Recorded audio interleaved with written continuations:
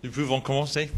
Oui, monsieur. Well, with great pleasure, I'd like to introduce one of our distinguished, relatively new faculty members to Berkeley, Alexandre Bayen.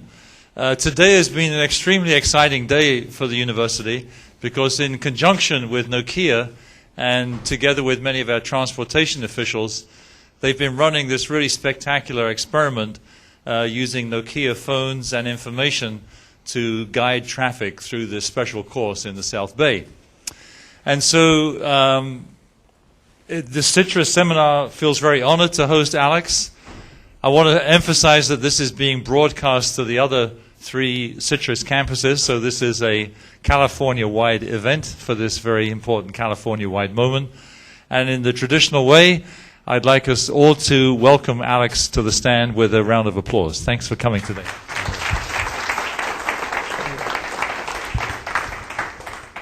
Thank you all very much for coming. I'm really, really excited to be here, and I'm especially even more excited to show all what we've been doing today. And so in the spirit of what is called the Friday Transportation Seminar, I would be tempted to really go on and on and on about all what we've been doing today and show you spectacular pictures. But at the request of the ITS director, Michael Cassidy, I really want to also go a little bit in the details of the math that are behind this technology, which we're going to show to you today.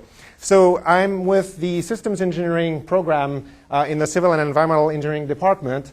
And today I'm going to talk about Mobile Century, which is the name of the experiment we're running as we speak now, that is focused on monitoring highway traffic using N95 Nokia cellular phones such as this one. So I'm going to start with numbers which I think are very compelling when it comes to traffic. In fact, if you look up there, the 4.2 billion hours extra travel in the US and 2.9 billion of gallons of fuel which are used to do this, and the congestion cost, clearly we all know, especially in California, that traffic is a big problem. And now, as users, when we hit the road, it is very important for some of us to really understand what are our options in negotiating commute better. And if you live in the Bay, you can call 511. You can go to 511.org if you're at a computer. If you're traveling on a highway which is instrumented, you can look at the changeable message signs. So there's other phone services. But as we all know, not all roads are covered, and traffic increasing and increasing more and more as time prevails. This will not be enough to cover all the congested roads and provide all the services we need. And this is really the motivation for the talk today. Additionally, for people who are in the business of planning, tools like PEMS, the performance measuring system that has been developed at Berkeley, also enables very efficient solutions to archive data and do studies that help California, or more generally transportation agencies, to develop the transportation system and make it a more efficient system. Now, what you have to know about this system is that today, when you log into 511.org, or if you look at traffic.com, most of the data that you see displayed comes from sensing technology that is relatively traditional. In fact, if you've driven on the California highways, you will certainly have seen these loop detectors in the pavement, and this is really the most traditional way of sensing. This would be kind of the next generation, which is now wireless. Some specific places have also solution-specific solutions like cameras. And if you're lucky to live in the Bay Area or some places on the East Coast, fast-track transponders or easy-pass transponders are also used as a mean to produce consumer products such as travel time. The problem with this is, A, it is expensive. I mean, if you're an agency in your business of deploying these, you know that this is really expensive. B, it costs money to maintain. C, the reliability of such technology is not always obvious. And simply, a lot of places are not equipped. If you don't live in the place where there's toll tag readers, you just don't have this as a sensing mechanism to provide that data. And so this is where this guy comes in the picture. The experiment which we're showing today uses N95 cellular phones, such as the one which is shown here, as a way to gather data and use that data to provide the same level of service as you have on a website such as 511.org. So what you see here that was shown today is basically a velocity contour of I-880 southbound and northbound. And the data that you see currently broadcasted on this screen here is collected from cellular phones only. So for example, if I read 51 miles an hour here, it means the local velocity of the highway is 51 miles an hour. You can also see these numbers here, which are travel times, and these are travel times that we can compute from these velocity reconstruction. So the contribution that I would like to talk about today is the algorithmic work that goes behind the scenes when, from these distributed measurements, how does one go about reconstructing such an information. And again, focusing on the cell phone for a minute, if you think about a modern cell phone, at the age of convergence of communication, sensing, and multimedia, now in such a device you have everything. You have a GPS, you have an MP3 movie player, you have multiple sensor accelerometers, radio, wireless, Bluetooth, infrared, and you even have a 5-megapixel camera. So this device is really the device that will be used in the future to track mobility, and our specific application for today is traffic. So this brings me straight into the outline of this talk. And the first thing I'd like to talk about, and really in the spirit of the Friday seminar that is happening today, is talk a little bit about the mathematical models that go behind the scenes. Then I'm going to talk about a very, very, very important topic of today, which is privacy. Obviously, it's very cool to track people with phones, but if you think about it, it's maybe not such a great thing. So if you do it, you should do it properly in a way that you do not intrude people's privacy. And then I couldn't resist the temptation of showing you some of the pictures of what happened today on the highway, because I think it was really the work of a fantastic team. We currently have 165 drivers on the field driving 100 cars with a staff of 40 people monitoring them. So it's really a large-scale operation, and I'd like to spend the last couple of minutes of this talk to talk about the operation. So going to the sensing, this is what this phone can do today. This N95 Nokia phone is capable of positioning the owner of the phone anywhere where the phone goes. So this is where my student Juan Carlos Herrera lives. Okay, so much for privacy. And so this is an example of a trial run that he did a couple months ago when we started this experiment, in which he basically drove home, picked up something, and then went straight onto I-80. If you know Berkeley a little bit, you will recognize this is close to the marina, and took a couple runs around to just test the GPS sensing capabilities of the phone. And so looking at these results, and obviously the key point here is not so much the geolocalization capabilities of the phones as much as the capability of transmitting this in real time to a central system, which is really what we're talking about. This convinced us that this was really the right technology to pursue further. And it's interesting because historically when we started working on this, there was a lot of skepticism about the accuracy of such tracking device. And the reason is most of the studies done in the field use triangulation. Triangulation is very bad in terms of accuracy. GPS really puts us at 1 or 2 levels above in terms of accuracy. And so if you look at this plot here, this is time, and this is the velocity of the car. This guy driving the car was my other student, Dan Work. And you can see the speed recorded by the speedometer in red, and then you can see the speed recorded, ignore the green for now, by the phone in blue. And quite honestly, when I see the car driving nominally something like 58 or 61 miles an hour, I have more faith in my cell phone than in my speedometer. So based on this, what we're doing today is an experiment in which we are going to gather this data and use this data to reconstruct flow, field, and velocities on the highway, as well as travel times.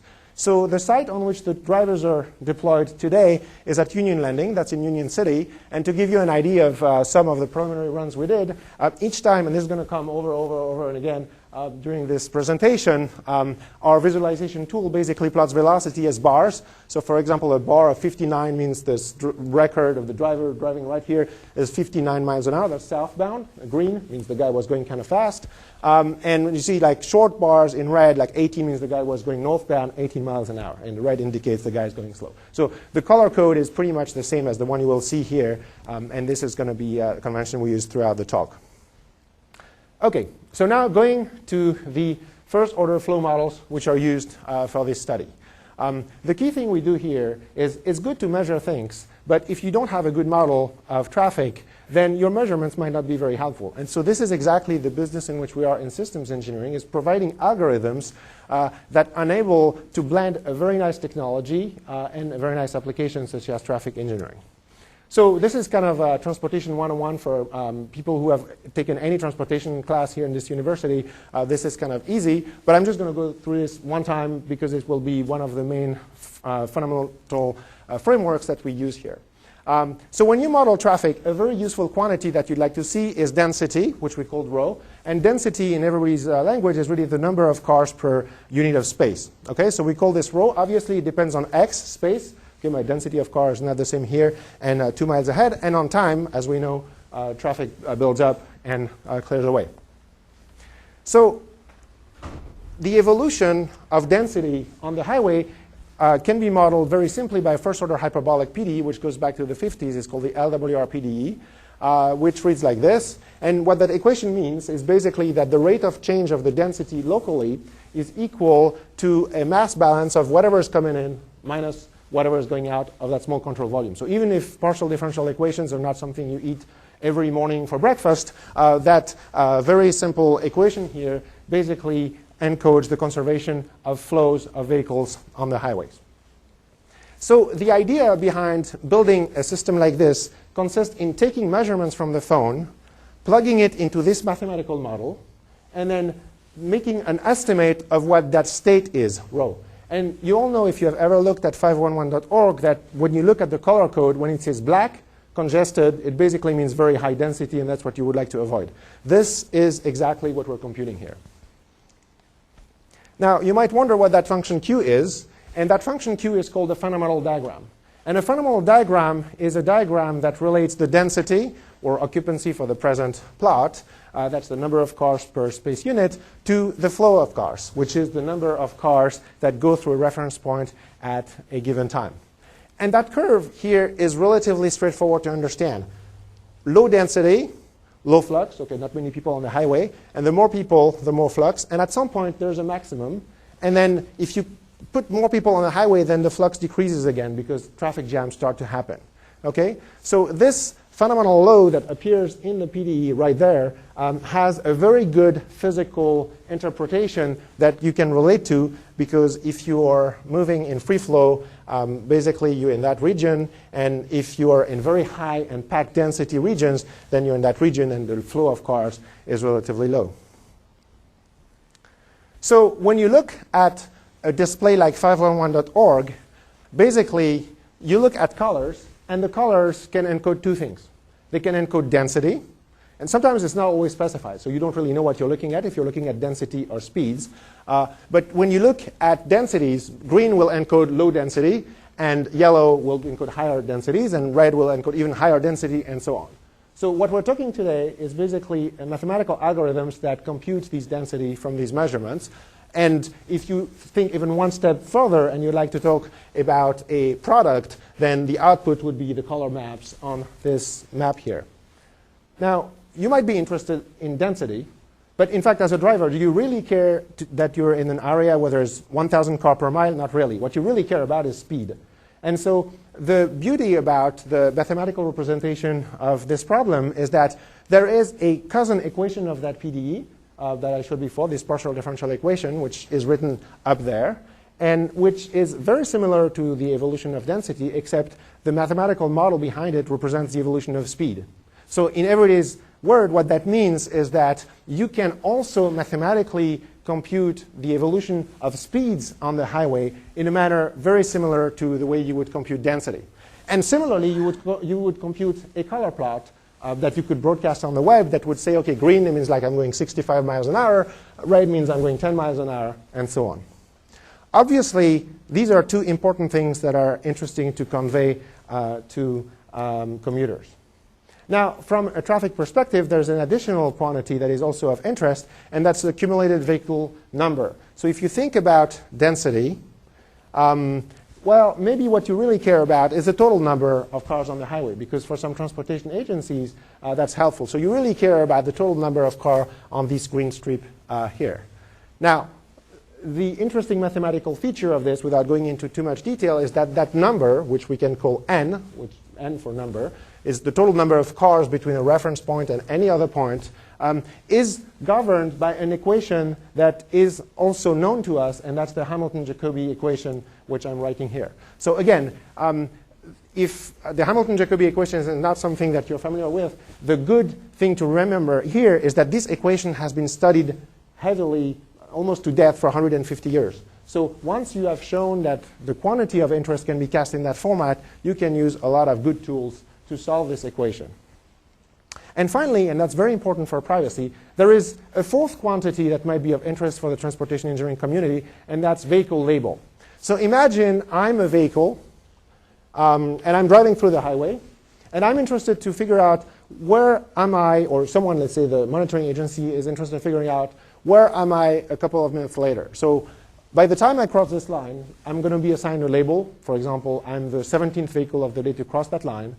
What I would be interested to know is 5 minutes later, where is my vehicle number 17? So somewhere around there here. Well, interestingly, the evolution equation for that label function, which is called M is named after Moskowitz. In fact, Professor Carlos de Gonzo in this university was one of the first people to formalize this. Well, this equation for M is also a Hamilton-Jacobi equation. So in mathematical terms, that's also an animal that we can deal with. So that brings me to my sensor menu today. Going back to this technology I described earlier, we have a lot of sensors available here. And going back to these pictures that I showed before, if I try to do a map of where the sensors can be helpful, if I'm interested in densities of cars, then loop detector is a really good way of measuring this. If I'm interested in cumulated number of vehicles, loop detectors are also a good way of measuring this because they count cars. Now, if I'm interested in velocity, cell phone or GPS or cameras are better because they have a much more accurate estimate of velocity. Loop detectors can also do a good job, but usually the quality of the data you get from them is not as good. If you're interested in vehicle labels, then you really need to track the vehicles, and so then loop detectors are not an option anymore. You really need to use cell phones or cameras. Now, our product today is travel time. Now, all of these, whether you're interested in density, in velocity, in labels, or number of vehicles, all of these can be used to compute travel time. And so what I'm going to show first is, well, for these travel times that you can see in real time from the system, what are the techniques we used? And more importantly, looking at the future, if you want to get more information without intruding privacy, which of these frameworks would you use to do this? So that brings me of what we're seeing today. Today, we're looking at a velocity field reconstruction from these mobile sensors. And the particular technique, so that's why I've put a green box here. We're interested in velocity. And that would be the color map here. And then we're interested at travel time. That's this green box here. And they would correspond to these boxes here. So here, we're looking at a 9-minute commute time from Decoto to Tennyson Road if you're going northbound. So how did we do this? How do we basically broadcast this data in real time? Well, what we do is we take our first order hyperbolic PD for speed, okay, because speed is what we're interested in. So you can skip these mathematical details here. They're not important. I'm just putting this for completeness. But basically, we take the speed evolution equation. We discretize it. Again, this is kind of numerical analysis 101. That means we take this continuous equation and we make it into a discrete system. And then we solve a Kalman filtering problem on this set of equations. And so I have summarized very briefly what an ensemble Kalman filtering algorithm does. But in a nutshell, basically what we do is we gather data at specific points, and then we compute the best possible estimate given that the model equation is nonlinear and is in discrete time. So what I really want to touch base on today is privacy. In a sense, reconstructing velocity field as we're doing here, I don't want to say it's straightforward. I mean, we basically have a very large team working on it, and it's not been done this way before. But I think the challenging part of this research is privacy. We are at the age at which we can monitor your position on the highway every 3 seconds with this device. So the main question we'd like to answer is how do we do it, A, in a way that does not degrade the quality of information in order to provide that service, but B, how do we do it without invading your privacy? And so the main scientific question that goes behind this is how do we incorporate Lagrangian measurements, which is another way of saying mobile measurements. How do we incorporate Lagrangian measurements in estimation algorithms for traffic? So that brings me, again, to my sensor menu. But this time, what I'm going to be interested in is vehicle labels. Okay? I'm tracking cars on the highway, so potentially if I could track everybody, I would have the possibility of following the labels all the way through the highway. So I'm going to focus now on the equation that I can use in order to track labels on the highway and see how that equation can be used to compute travel times. So just a reminder of the thing I've shown you before. The equation I'm going to solve now in front of you is this Hamilton-Jacobi equation in which the main variable I'm dealing with is m, and the function m is a function which encodes the label of the car traveling on the highway. So this will make control theorists happy. It's an interesting situation in which we have a transportation engineering problem, in which we have a model equation which is really given to us from the flow dynamics, but the method that we're going to use to solve it is a control theory method. So what I'm plotting on this axis, x for space, t for time, and m for label, is basically a curve which increases with t. So I'm standing at a reference point. There's cars driving by, and as the cars drive by, I assign them a label. So first car gets label 1, second car gets label 2, and so on. So clearly that function has got to be increasing. And then if I look at t equals 0, my initial conditions are such that, well, the cars that drove there first and are the furthest away have low labels, and the car that just passed me have higher labels. So I also have a function which, if you look at it this way, would be decreasing. So this is the 5 minutes of control theory in this talk. Now what I'm going to do in control theory terms is I'm going to create what I call a target. And in mathematical terms, a target is basically a subset of that space to which I would like to go using a specific equation which is called dynamical system. So I'm looking at what is called mathematically the epigraph of this curve. That's this green set above the curve. And I'm going to consider this as a target for my problem. Now I consider a point in this space, so time, space, and label. And I'm going to ask myself the very simple question, if I'm standing there, can I reach my target? So now we totally forget about traffic. Okay, this has nothing to do with traffic anymore for the next 2 minutes. This is pure control theory. But I'm asking myself, how can I reach the target from any point? And you can see that if I start too low, because my trajectories are going down, I'm going to miss the target. But if I start high enough, at some point my trajectory is going to meet the target. Okay, that means I can reach the target. And so what you can physically see, even if you have never seen these equations before, is there is some kind of a lower limit above which you can reach the target and below which you cannot reach the target. So it's a kind of a, mathematically speaking, is a kind of a surface that defines this boundary. Well, it turns out this surface is actually the surface that describes the evolution of labels on the highway.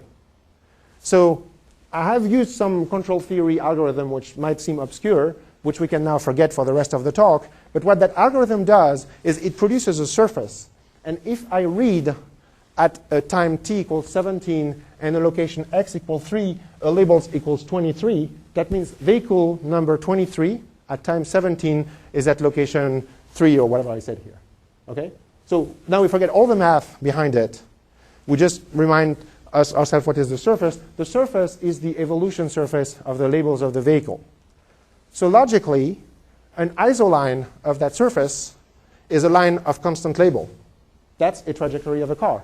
So if I pick an isoline of value 17, well, that's the trajectory of vehicle number 17.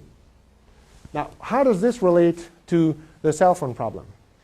Well, the cell phone is capable to tell you every 3 seconds where you are on that trajectory.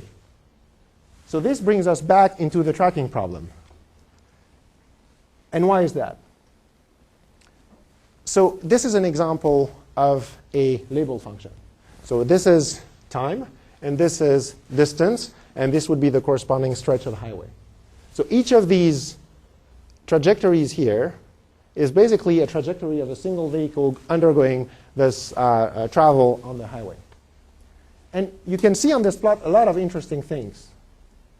If I look at this trajectory, so it's like a car starting from here and driving there, you can see at some point there is some kind of a little dent here. That means during that period of time, the vehicle actually slowed down a little bit. You can see this dent here. And you can see this kind of shockwave effect behind due to the slowing down of the vehicle. Now, why the vehicle slowed down, I don't know. But it's certainly not in the model. That's not predicted by the model. Maybe the guy got a phone call. Maybe there was something cool on the radio. Maybe there was a fire truck driving the other directions. He got scared. For some external reason, which is not in the model, this guy slowed down, and that created a back-propagating shock wave on the highway. And by the way, this is real data. This is from the NGSIM data set. That's the data set that we have at Berkeley that is extracted from video data. So we know this as the ground truth for this very short stretch of highway. And this is where the cell phone becomes very helpful, because maybe you can measure things here with loop detectors. Maybe you can measure things there with the loop detectors, but you certainly cannot measure anything here unless you have a cell phone in your car. So the question is, going back to my surface analogy, how do I incorporate this in the model? And what that means in mathematical terms is if I go back to my isoline of value 17, so the trajectory of my car number 17, well, what that cell phone information tells me is right around there, you're not where you think you were because something happened. Now, if you know it from the cell phone, you can put it back into the mathematical equation. And the algorithm that we have developed to do this over the last couple of months basically enables you to incorporate that information inside that surface. And anybody who has dealt with partial differential equations in this room knows that it's easy to solve partial differential equations when you know values at the boundaries of the domain. But it's very hard to do when you also prescribe values inside the domain. And this is exactly what we're doing. So in mathematical terms, what we're doing is we're developing a theory which enables you to add information inside the domain. And the difficulty of incorporating that information does not satisfy your model. And again, the reason why it doesn't satisfy your model is your model doesn't predict that your wife would call you at that time, and that because your wife called you, you slowed down. So bringing this to a high level of mathematical description, what we're really dealing with here is a problem in which we have now three types of knowledge. We have what is called boundary conditions. So that would be the red line here and the black line there. And this could be loop detectors. Okay? You're putting some loop detectors in the pavement. They count cars. They can eventually measure velocities. So as cars drive by, you can measure the flow here and there. Then there's initial conditions. You can always assume you knew the conditions in the morning or in the middle of the night. It doesn't really matter because in the long term they're going to be flushed anyway. So you can assume you know this. And the novelty today is, well, now we also have the possibility of integrating data here inside the domain. And solving partial differential equations with this type of data is not trivial. So now there's a lot of issues that go with it. Well, the first issue is, like, from a transportation engineering perspective, clearly what you would like is you would like to know every possible thing about every possible car all the time. And that's very privacy intrusive.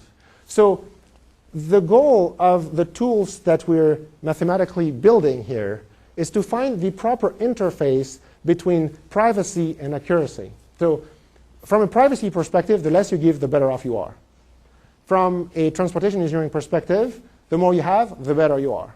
So where we are operating is at the location where it could be a little bit of both.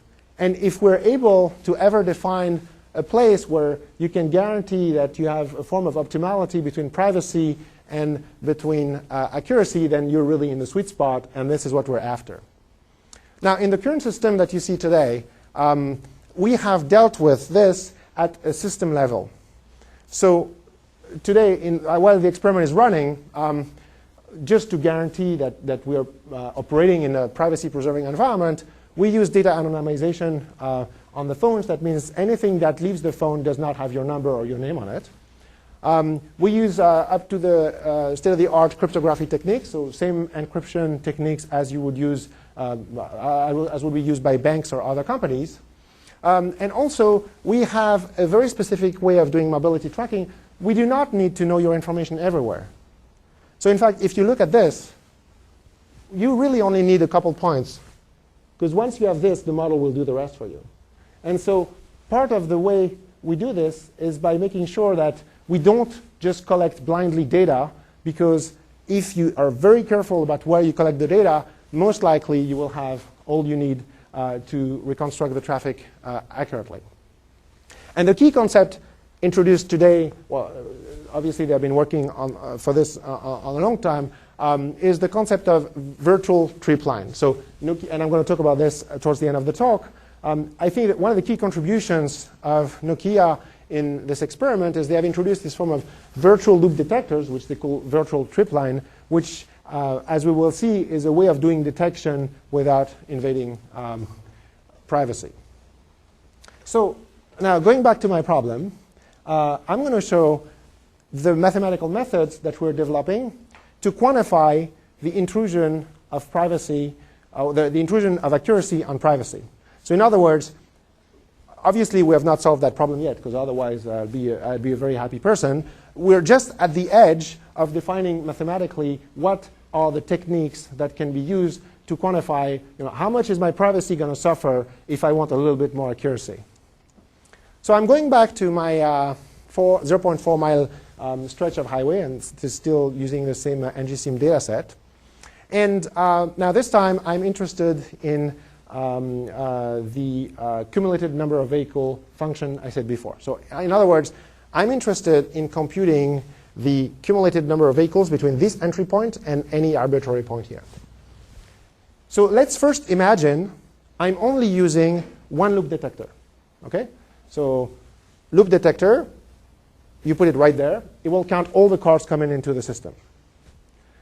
You can relatively easily conceive that the further you're away from the loop detector, the less you will know about traffic, because people call each other on cell phones, people don't obey physical models. So basically, the information that you have here might be very high quality, but the further away from the detector, the less you know. And this is exactly what this plot shows. So here we're showing about 140 seconds of error. And what that error encodes is the difference between the ground truth, how many vehicles on that stretch of highway, and what you think, using that detector, that number is. So if I look at a point here, it's black, it says 5. That means I'm off by 5 vehicles. If I look at a point here, it says 30, then I'm off by 30 vehicles. And the interpretation of that graphic is very intuitive. If you're close from the loop detector, well, you're relatively black. And that means basically the quality of the information you have is good. You have a relatively small error here. And the further away downstream, the worse it is. And it makes sense. If you're 0.5 miles away from the detector, maybe whatever the detector says doesn't really make sense anymore. So now let's see what would happen if you had a second detector. Now you had a second detector here. Suddenly you have found yourself, you've reduced the error downstream. And it makes sense again. Because even though traffic is going this way, having a detector here tells you also about the conditions of traffic upstream. OK, so here I have not intruded privacy anymore. All I have done is I have put 2 loop detectors in the pavement. So now let me add 1 point. So imagine I could track one guy one time. So I select a guy, random, and at some point, at some location in time, I'll decide, I know that's you, and I know where you are. Is that really privacy intruding? I don't know. This is not really me to decide this. I'm not an expert on privacy. But what I can tell is, as a traffic engineering person, this is how much it reduces my error. And you can see, in the direct vicinity of that point, we have a lot of black area here. And that's good. So this is how much value you get for one GPS track. Second GPS track, third GPS track, and so on. So you can see it's not too difficult to make that whole picture black. And so, in other words, the frontier at which you need to operate to have good accuracy is maybe not that privacy intrusive. We don't know it yet, and we don't know how to do it, but we have the proper mathematical tool to quantify it. Now, you want to be a little bit more privacy intrusive? Well, OK, let's try to follow one guy for a couple of seconds. So now let's see, we follow this person. OK, so this is the time, and this is the position. And let's see what that does to our error plot. If you can follow the person for a little bit of time, then you have a lot of black around here. OK, so clearly, you have improved your local measurement and prediction much better. Follow 2 people, follow 3 people, and clearly, you've made this very black again. So really, what I'm trying to convey here is that the trade-offs between privacy and between accuracy are hard to define, but these simple computations realized with real data, and this is still using the Anderson data set, give us great hope that we're not too far from being able to create a privacy-preserving environment that can monitor traffic extremely accurately in real time.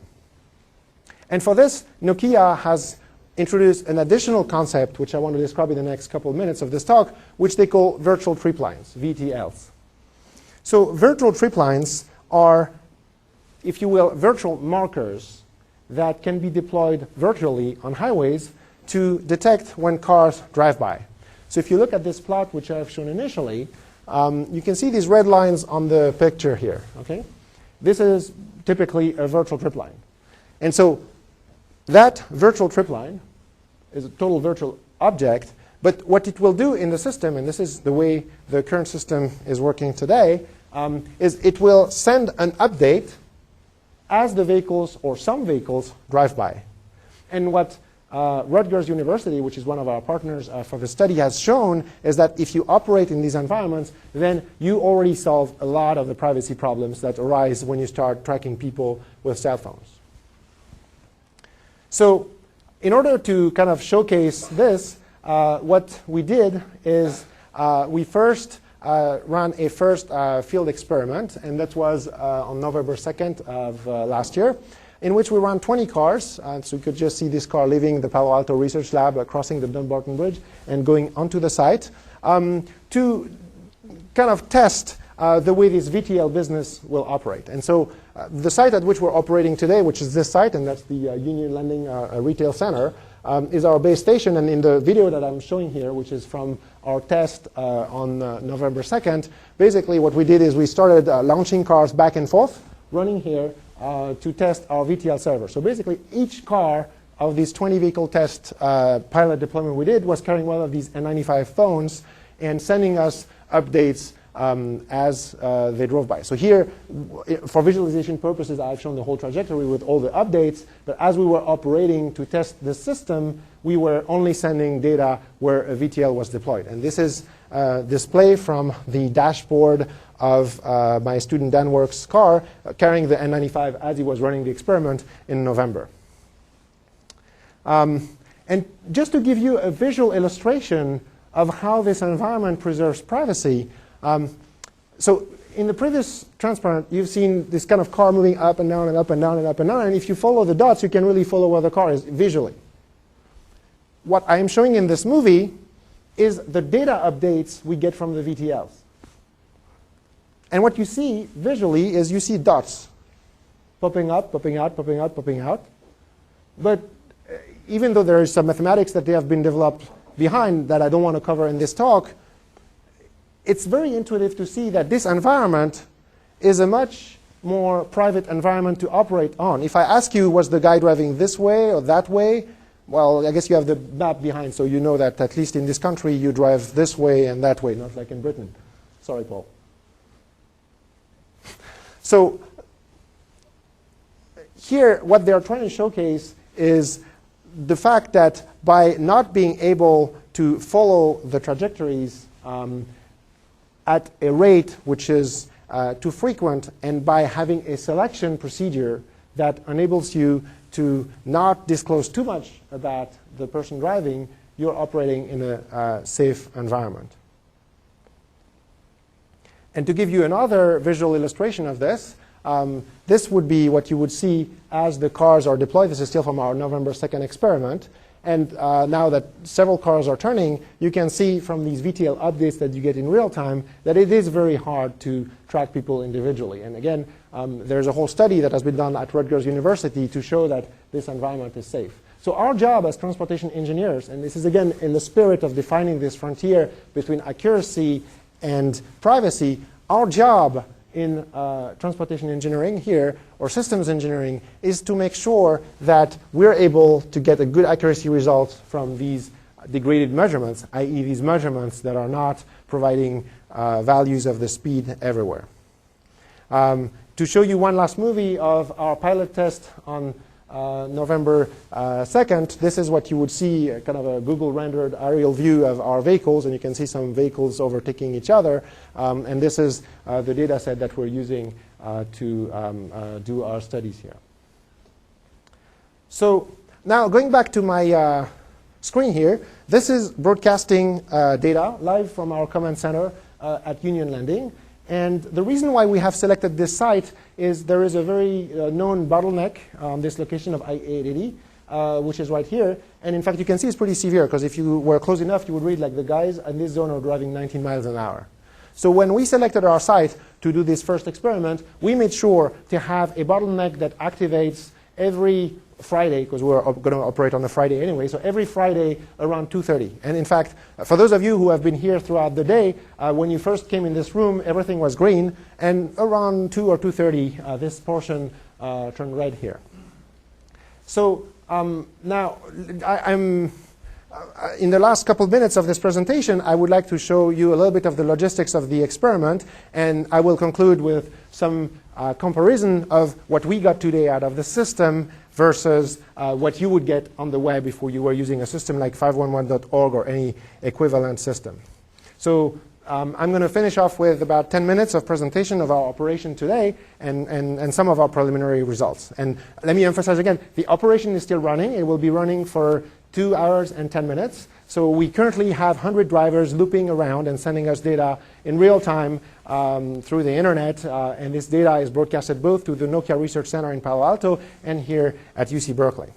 So in order to recreate an environment which would be somehow representative of what you will observe in real life in a couple of months, something like 18 months, we created a cycle of about 20 minutes. So if you're driving northbound and southbound, this stretch of highway is going to take you about 20 minutes, depending on congestion. And if you have 100 drivers on the road, and if you don't allow them to drive in the carpool lane and you just exclude the carpool lane, back of the envelope computation shows that the penetration rate will be somewhere between 3 and 5%. So now, as I said, at 2:30, congestion starts to occur here, and then densities will increase. As we all know, if we ever sit in traffic, the car density becomes very high. So in the morning, we have operated on a stretch of about 10 miles between Winton Avenue over there and Stevenson Boulevard down there. And we basically have been operating on this route until noon. And our back of the envelope computation really show that that gives us a penetration rate of 4 or 5%, which is exactly what we're after. At noon, all the drivers switched to short loops where they start to loop between Winton Avenue and Dakota Road. And now you see different teams, and we have 3 different teams of cars to enforce commute or to enforce driving patterns that are not clustered. So if you have everybody drive the same loop, then you can get into issues where people start to pack up and the penetration rate might locally become very high and some other place very low. So in order to make sure that the penetration rate we have is good everywhere, we have in each of the scenario we have 3 teams, and each of them is driving a separate loop. And from a privacy perspective, it's also very good because it enables Nokia and our Rutgers partner to test their privacy algorithm. They can figure out, oh, can I really track this guy versus this guy? So this experiment really serves different purposes, both the flow field reconstruction, as you can see here, as well as the privacy study that our partners are doing. Just one very quick slide about the system. I think you might want to know what's going on behind the scene between this guy and the screen. So typically, you have a GPS device on the phone, and which basically collects position and velocity, which sends it to the tower, which itself sends it directly to the ID proxy server. And what that server does is it strips off your data. Okay, it doesn't. So Alex Bayen 510 whatever, my phone number gets stripped off, and it just sends a speed measurement. So there's a form of anonymization of the data that happens in this block here. Then this is sent to a VTL server, and I've just explained what a VTL is.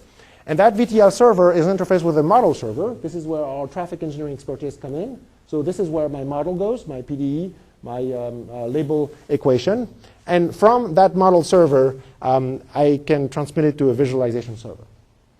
Okay, so this is really a one-slide show of the system that is deployed today. And I've put a special arrow in red. Obviously, we're very worried about safety. We have 165 Berkeley students on the road today.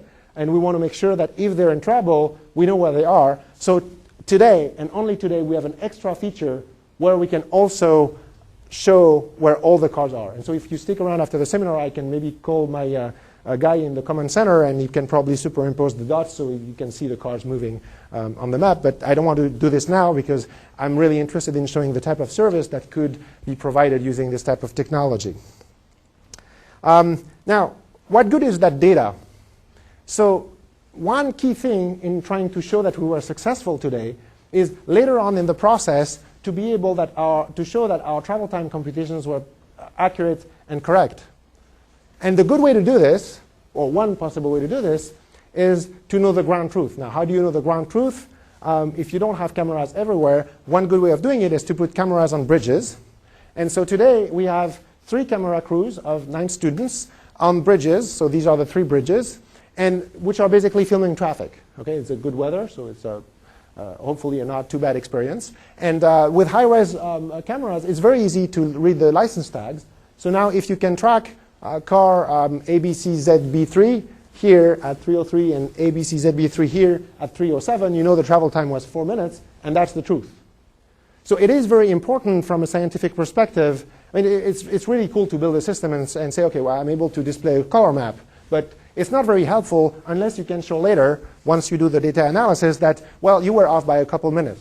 And so these 3 teams of students that we have here are basically recording 6 hours of data so that we can later say, well, you know, we did a fairly good job in computing that travel time. Now, I'm very excited also to show you what happened this morning. This morning, we were at the Command Center on Union Landing, and I'll show you a couple pictures of that in a minute. And we started the first wave of cars at 10 o'clock. So we had these 100 cars lined up, and at 10 o'clock, we started launching cars on the highway. And then suddenly, real quick, some of these dots here started to turn yellow with 12 miles an hour, 13 miles an hour. And people in the command team and in the center started turning a bit nervous as that can be true. I mean, the highway is free flow right there in front of me. And I can see 2 miles downstream, you're telling me the system broadcasts 16 miles an hour. Now, we had NAVTech guys in the audience, so they called their friends at their command center and say, what's going on? I can see on the map that it says 13 miles an hour, but why is that? And within 2 minutes, we had captured a 5 pileup car accident. So it happened on that day that a couple minutes after we launched the experiment, there was a major accident north from where we were, and that created a shock wave. We really saw it happening in real time, and a pileup of cars. And this was almost instantaneous. So, of course, the experiment is still running. So I cannot show you quantitative validation of how good a job we did, but this is what was on 511.org today, right after the experiment, or the accident. This is what we had today. We don't use the same color code. So the red here, in terms of severity of traffic, matches the yellow here. But I think this is a very compelling case of, you know, this system is working. And in fact, at 2 o'clock, when the speakers were presenting their presentations today, I was very anxiously waiting for this bottleneck to activate. Because we've been observing that bottleneck for weeks. And we know, as I said, between 2 and 2:30, that will turn red. And we were, OK, so. Oh, no, that's OK. I have like my whole crew is actually calling me if there's anything. So as Quinn Jacobs said, like, if this guy starts ringing and ringing, that means maybe someone is in fire. I mean, so anyway. But I just want to say this is really a compelling case why this system is working. And obviously, now that we have the video data, hopefully very soon we'll be able to provide quantitative validation of this. But you can see, and this is a bit later after the accident, now the situation turned really bad. There's black, and we all know when you look at 511.org, when it's black, it's not good. The predicted velocity on the northbound side were very bad. And in fact, now you can see these blue dots. Okay, so these are the cars. So these are our drivers. And I assume that Jeff Ban, who was in the command center where that happened, started to turn on all the vehicles because everybody was getting a little bit nervous here. This kind of gigantic pileup, so we want to check on our drivers, to see how they're doing. So in summary, I think what I've tried to convey in this seminar is at the age of convergence of multimedia sensing and communication platforms, tools such as cell phones can really play a major role. And in 18 months, most of the major cell phone carriers will have a GPS, and that means this system and these algorithms potentially can go everywhere where there's traffic. So this system is not only helpful for commuters, but it can also help you with multimodal transport. Should I switch to the BART? Should I switch to the bus? Should I switch to my bike? And it can provide a lot of different additional services based on this technology. And so now from a university perspective, what really we're interested in doing here at Berkeley is providing the right mathematical tools that will enable us to quantify the trade-offs between privacy and accuracy in order to be able to create a monitoring system that operates in a safety-preserving environment.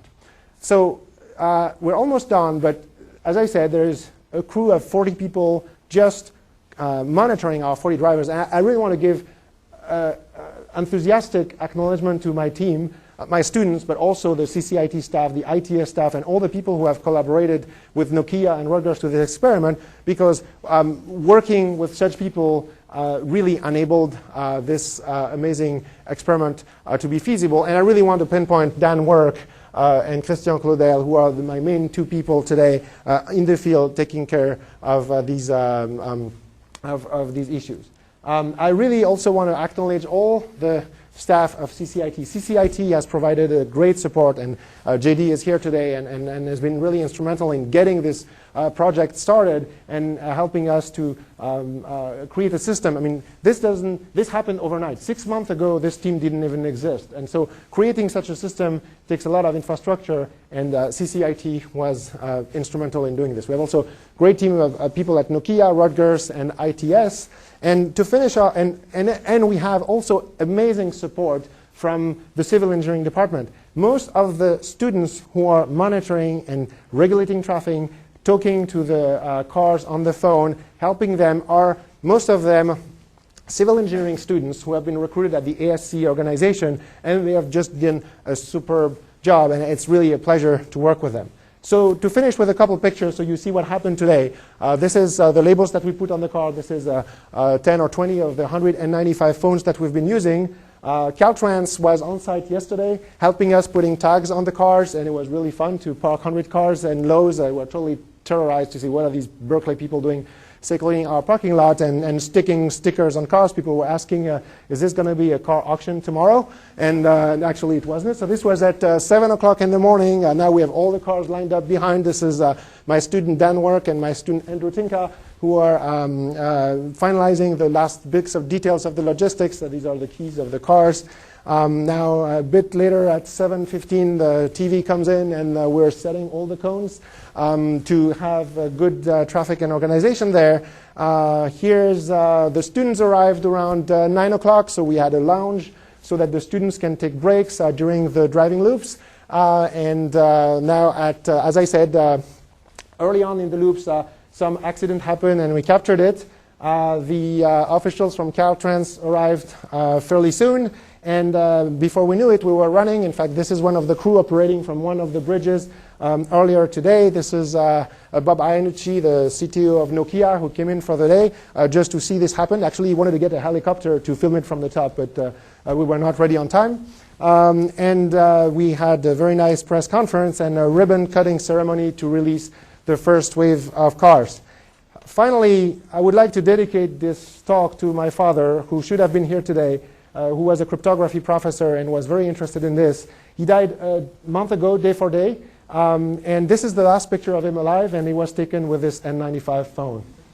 And with this, I will leave you with some of the videos of the experiment that we did before, and I will be happy to take any questions. Excellent.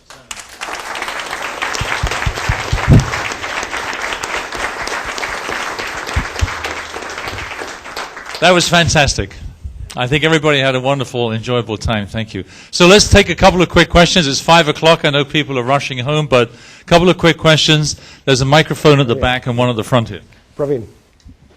Alex, 2 questions. A, what exactly is the data that you get from the cell phones? And B, will you make all these data available, like PEMS does and everybody else does? Okay, so what is the data we get available? Each of the GPS phones here provides speed and position at a 1/3 of a hertz rate. That means every 3 seconds you can know where you are and how fast you're going within GPS accuracy. Second question that Praveen asked is, will we make that data available? So for this specific experiment, there's an NDA that we have put together with Nokia, so there is a plan of doing this. Now, if you're asking more in a business perspective, I think our vision is really, we would like to have a PEMS similar system for this. And I don't want to go ahead too much, but our next operation is probably going to be 1,000 or 10,000 phones in a very different setting, and we really like to do this real quickly. And having a tool like you have developed for PEMS for this is really on our radar screen. Another question from the floor? Yeah, hi. Okay. Can you speak in the This is being recorded, so please use the microphone if you can. There are already some traffic monitoring alert services, like my Garmin provides one using FM transmitter. How different it is? Why are you doing this when there's already one? Is that not accurate enough, or yours is better than theirs? Well, okay, so I think here you have to keep in mind that what we are interested in here is defining the borders of privacy and accuracy. And I think I'm not familiar exactly with the details of the technologies you are talking about, but there are key points here. A, we're using GPS, and that's a relatively new thing in this community of transportation engineering. And B, we are building an environment which is privacy preserving. And again, so our main emphasis here is the privacy preservation.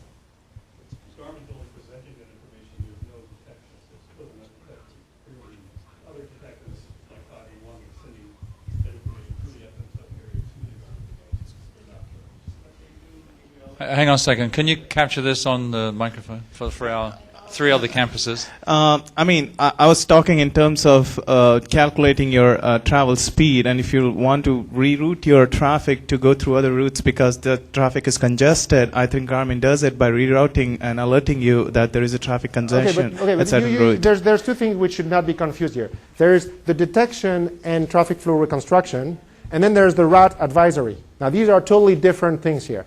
Today, we're not showing an algorithm to find the shortest route because we only have one route.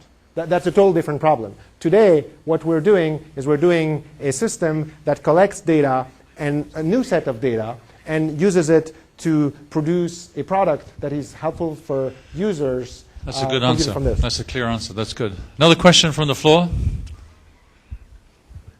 One last question here. So how are you collecting this data and how are you storing this data? Is it all stored on the cell phone? Okay, so to answer to that question, for the day of the experiment, we are storing that data on the phone so that, as Praveen suggested, we have later a database of things that we can use to do further studies. Now, the system that we are putting together does not store the data on the phone. It sends it, it's anonymized, encrypted, and everything, blended in a general stream of data, and that's it. So it's not stored in the phone. But I could store the data if I wanted to using, what's the process that you're using to store this data? So there's a memory card. So it's nothing. So you're writing a script? Yeah, exactly. There's a client running on the phone, and it basically enables you, if you wanted to, if you wanted to track yourself throughout the day, we can do it. It's very simple. Okay, great. I'm sometimes lost, so I like to do it. One last cleanup question. I think you got it, right? You beat it just to the second. not sure if it's clean up or not. So if you're going to deploy the system, you need it, and it's a random number of random drivers who take trips at random times. So what if I wanted to do the East Bay? How many phones do I have to have deployed out there, and how much data are they sending back? That's a good question. So I'm sorry, I didn't hear very well. Oh. Can you just repeat the question? Basically, how many phones do you need to have an effective monitor system for, say, the East Bay? And how much data is Right. that going to actually consume as they send back data? Okay, so actually, what we're gonna try to do more. We're not gonna. I think our next move might not be the East Bay, but might be 101. But okay, a very similar type of setting. We have not done the back of the envelope computations, but I think the ballpark figures are. I think with 1,000 to 10,000 cars and daily commute patterns of user selectors, we're not going to operate in the same mode at all. It's a totally different model because it's more a long-term collection thing. We will be able to provide a very similar level of data. And with that, I'm sure Alex will stay for a while. Yeah. And please come up and ask more questions. And I think that was a wonderful way to end the week before we adjourn to the bar. Let's give him a round of applause. Fantastic. Fantastic. JD, nice job.